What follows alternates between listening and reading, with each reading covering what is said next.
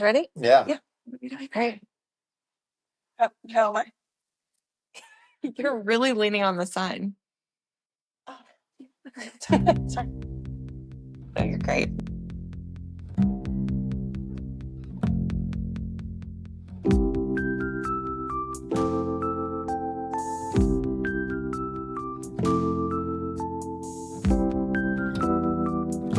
Welcome to the Lone Wolves podcast, part of the Lone Wolves community. I'm Drew Thurlow. I'm Lauren Blitzer-Wright. Welcome. So today oh wait, do you have something to announce? I feel like you had, No. do you have What are you talking about? news or something? What are you talking about? Shut up. Yeah, I do. I joined a music tech investment fund called Mindset Music, and we are announcing with a featured billboard either right before or right after this comes out. Nice. And we have the thesis of our company is that we are investing in music tech startups that are making a meaningful difference across the value chain. That would be creator tools, the DAW experience, the business side of things, labels, publishers, live ticketing, early stage. And we think that there's a lot of great founders and great companies out there that could use some investment and some expertise by the great team that we've assembled for Mindset Music. That's fantastic. Congratulations. Thank you. Yes. So today we are on the route of startups. We are going to talk about startups, which is sort of your specialty. You have written a few Billboard articles. You've spent a lot of time talking to over 600 startups in the music tech space, mostly with an AI focus. You're writing you are going to your final version of your textbook for Yes. Syracuse University. For a publisher called Routledge in the UK. Yes. About music and AI. Yes. Yeah. And it will be distributed to colleges wide. Yeah. It's for English language music business programs. That's wild. Yeah. Incredible. Drew Thurlow, Professor Drew Thurlow. So today we're going to talk about, I'm almost going to be like more of an interviewer for you in this space, because I think that you're way more in depth into it than I am. And I feel like I would be not as additive. So I want to ask you, out of the 700 or 600 plus startups that you've talked to, can you pick out 5 that you would put your daughter's lives on? Just kidding. That's a little extreme. Can you pick out 5 that you feel like you would not be surprised in 10 years if they were acquired or just doing super well in the space that they're in? Or could pivot too. Let's talk about yes, but let me think the best way to think about this is terms of like segments. Sure. Of the music industry, and when you have that many startups, it's a lot. It's almost 700 now. Wow. A lot of them are no longer. I have started this cataloging these a couple of years ago, but you see patterns and the founders, that the problems they're tackling, and you see patterns in where the capital is flowing. Mm-hmm. So I think about it in terms of 2 ways. I think about it in terms of startups that affects creators and the recording and writing process, and musicians. Yep. And that would include the DAW, or the digital audio workstation environment, which is the platform that 99.9% of music is recorded these days. So there's one side of the coin. And then I think about the industry, the business. That would be labels, publishers, metadata, DSPs, publishers, anything like not part of the creative process. So let's start with the business side first. So there's a lot of startups like trying to make the process of scouting, recording, and then releasing and marketing music easy. So the scouting part would be like the A&R part of it. Right. Okay. Yeah. So you can trace the value chain. You're trying to scout an artist. Well, we all have these data analytics platforms. Right. The big ones are Chartmetric or Vibrate. They're great, but now these machine learning models are getting really good at segmenting social and streaming data and finding like really early music that's trending that you could never look at and see it at a human level on a Chartmetric, but maybe there's a spectrograph that a machine learning model will make of a song, and it looks like the spectrograph of a hit, and which is the thesis behind a company called Museo, which SoundCloud acquired. Then you have AI chatbots that are acting as people's music attorneys. So you've scouted the song, and you're either an artist or you're an indie label. Well, lawyers are expensive, and you can't really hire them if you're an independent artist. But you can use these legal AI chatbots. Two companies in particular that I know that are specifically making models for the music industry to act as your kind of in-house counsel. That's wow. Wow. Yeah. So then you've Because that was a huge barrier for people, the legal fees associated with this. yeah, or they'd get taken advantage of. Right, exactly. They didn't know better, right? So then now the label has signed that artist or that song, Mhm. and then they have to market the music. Well, the biggest challenge and the biggest headache with marketing music, and it's what I dealt with when I was at Sony running an A&R team, is like the amount of content and social chatter you need to keep up with that artist. Right.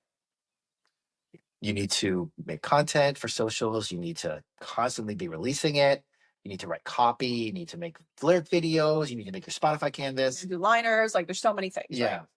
So now these AI tools, some of them are kind of more general, like a large language model or like a runway for video. Some of them are specifically for music. There's two in particular, one called Neural Frames, another called Muse Art, who make video content just for artists and musicians. Mhm. So you can make full videos, you can make lyric videos, you can make small social content. And what are the cost of these? Yeah, so they're usually subscription based. So it depends on, how much you use it. Got it. I love, as an aside, I love how like we spend a lot of time telling artists to get on socials, and the solution isn't, why don't you just be creative and not be on socials as much and not waste your time with that Right. dumb content. The solution is, let's use AI to make even more slots. Let's like flood Instagram and get TikTok even more. But that's the world we live in. And That's also, the that's attention. algorithm works sometimes. You just got to flood it with content. That's the attention economy. Yeah. So then you have some of these platforms and startups which are kind of taking that process and running a campaign with AI. Mhm. And we hear a lot about generative AI, which is generating something from training data that would be like Right. an image or a song or a video. But we're going to start hearing a lot more about agentic AI, which it essentially comes from the word agent. It's an AI model that can make decisions and do actions for you on your behalf. So it's kind of like almost like an assistant or like somebody that works for you or like a co-pilot. Yeah, co-pilot. Yeah. So it's like something to think about is like daisy chaining AI models together. Wow. So some of these, and the two companies I really like in this space, Unheard, which is Yes. disclosure, is one of the investments we've made at Mindset, and another one called Symphony OS. They have the same thesis, which is, we're going to create a way for independent artists to market themselves in a dashboard using AI tools. Yeah. So, without getting into details about what each individual company does, but you can see a world where I am uploading the song and I'm uploading some keyword, prompting it with some keywords, maybe some cover art, and it's creating a full campaign for me. It is actually reaching out to the social platforms and posting on my behalf. It is coming up with an SEO plan, booking the advertising for me. Oh my God. It's capturing all that data, and then it's tweaking with the campaign that's running in the background real time based on the feedback. But so for those things that I understand the efficiency is out of control, like that is great. Do you lose the like nuances of what this artist is? Like you have to feed this machine the full picture of this artist and the potential audiences that will be interested in it if it's not obvious. So I feel like it could backfire if you put in an artist that, you'd be missing a huge audience by not sort of teaching the AI tools that this might not appear to be an artist that like millennial moms would like, but like, trust me, it will. Or like, I guess it can't be predictive in terms of audiences that it might, resonate with.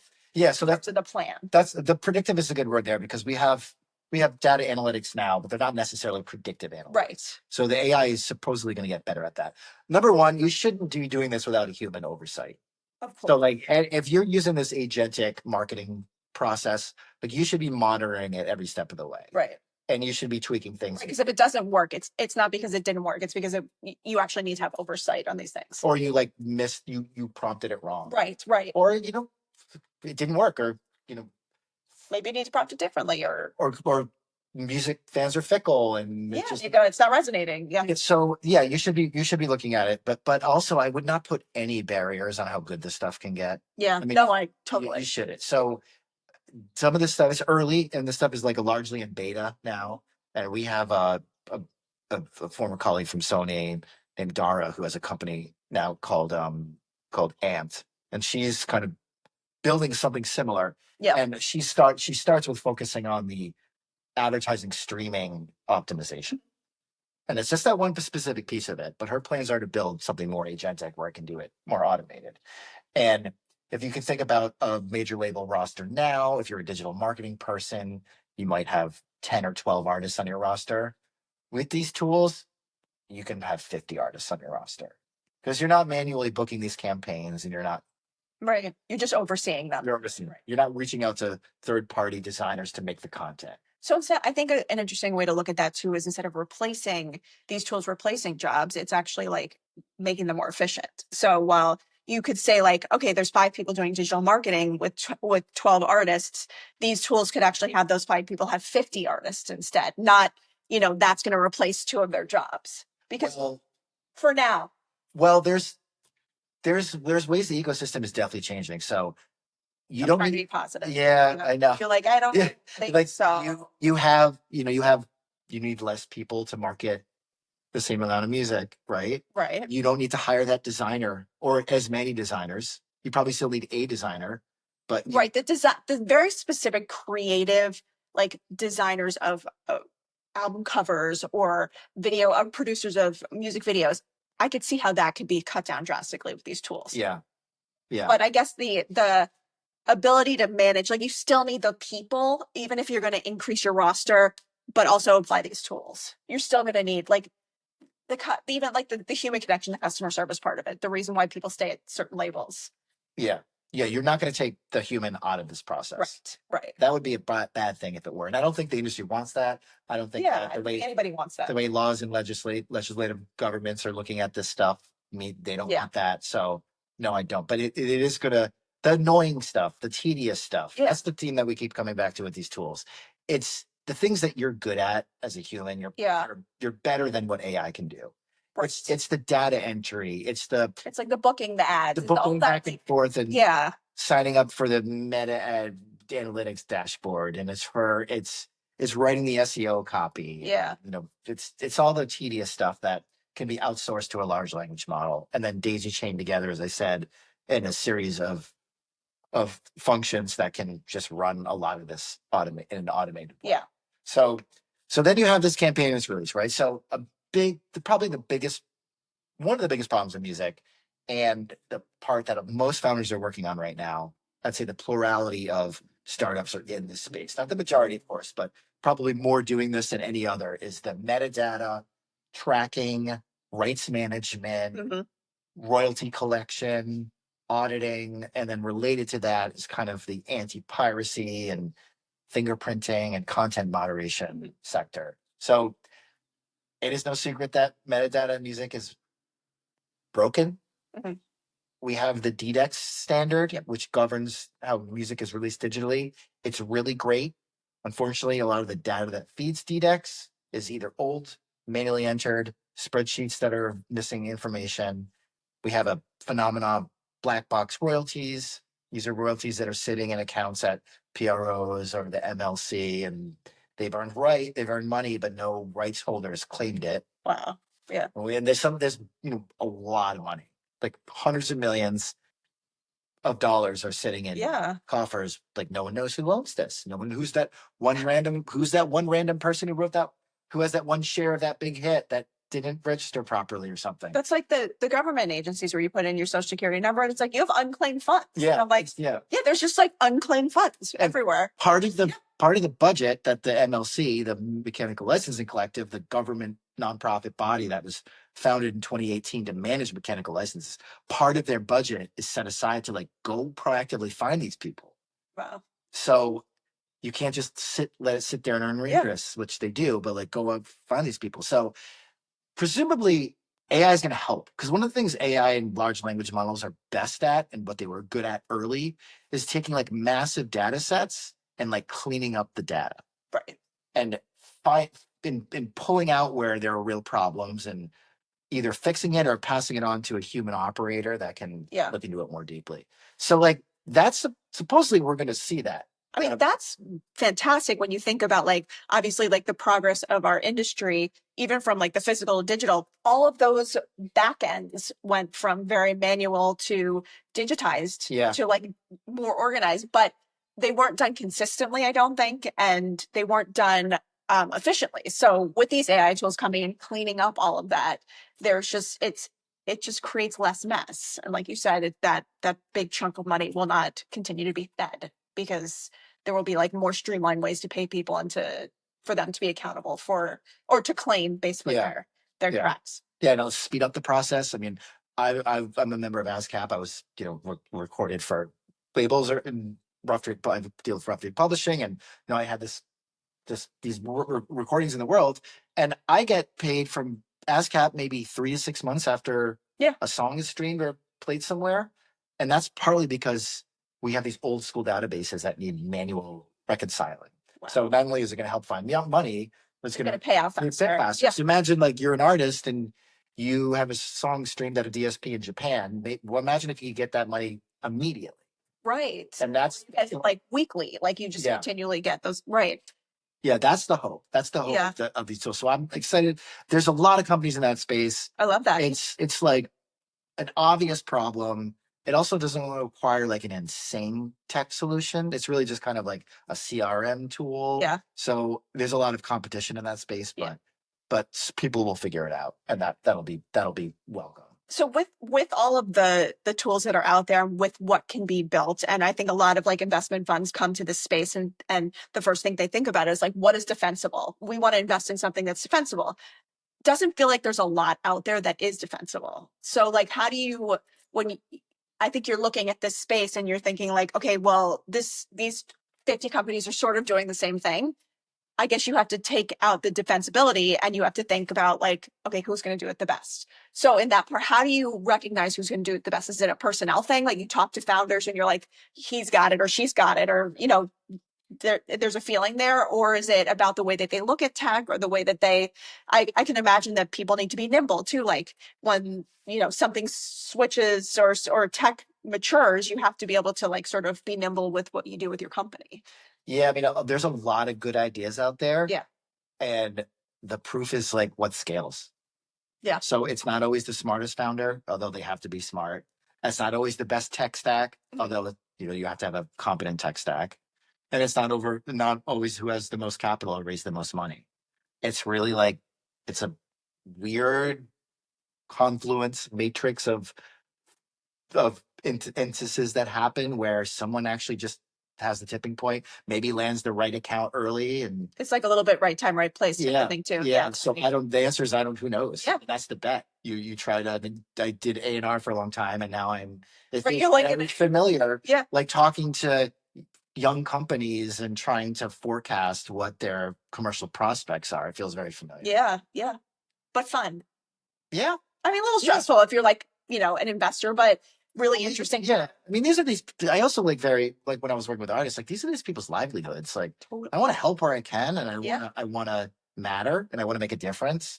So yeah, I mean, I think I have a lot of respect for people who are taking a huge risk like that. So that's great. Yeah.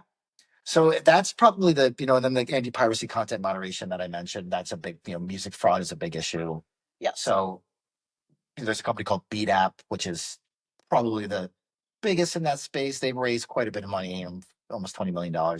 They look at music kind of at a macro level through consumer trends. So if they see a spike in IP address in Bangladesh all of a sudden streaming the same song, then they know that's probably a certain farm. And then there's a bunch of others that kind of actually get involved with the audio itself. So that might be like Audible Magic, which has a fingerprinting operation. Peck, similar thing. Matchtune, a company that I really like, is based in Paris, that does not only the sped up, slow down detection, but also kind of AI and AI models.